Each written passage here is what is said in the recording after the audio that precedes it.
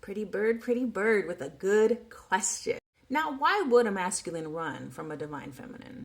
Because a divine feminine isn't just flirting, she's awakening. Her energy isn't seducing, right? It's revealing. So a man that hasn't faced himself is going to see that as dangerous. Divine feminines tend to see through people, and not just charm or words or image, okay? But like the spaces that he's been avoiding. She's going to see the boy who wasn't allowed to cry. She's going to see the man who learned to lead without feeling.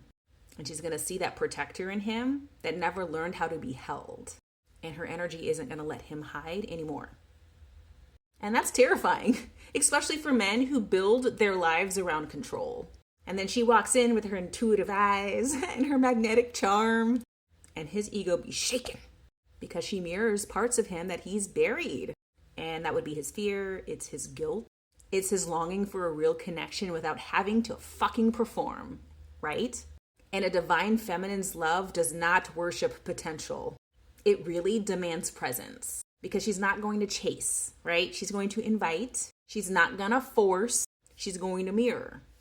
And for a man who's operating out of a wounded masculine energy, that mirror is going to feel like exposure as opposed to an opportunity to heal. So he runs. He will tell himself that she's too much. He will tell her that she's too intense, that she's crazy, and she's too emotional. But what he's really saying is, she makes me feel things that I am not ready to feel. Divine feminines don't want masks. They want men. And if he hasn't learned how to meet her at her depth, he's going to choose comfort over connection every time. Every time. And this is why you see men who pick easy-ish women to deal with because they don't challenge them to grow, to be better, to think, to provide from a healed perspective as opposed to a controlled perspective. He will always go with the woman who feeds his ego, not his soul. He's going to stay where he can be emotionally unavailable and not be mistaken for strength. He is going to hide behind busyness and logic and distraction until he's ready to face himself, okay? But here's the plot twist. He always comes back. Not necessarily to her, to the divine feminine, but to the work that she has awakened in him. You do not meet a divine feminine on accident. You meet her as an initiation. Because a divine feminine, let me just say this.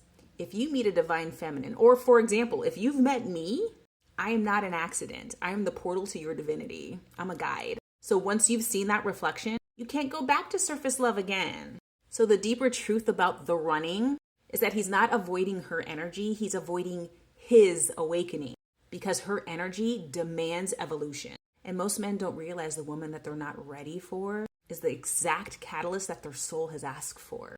So one more thing. How does he stop running? If he can stop mistaking comfort for safety, this is for women too.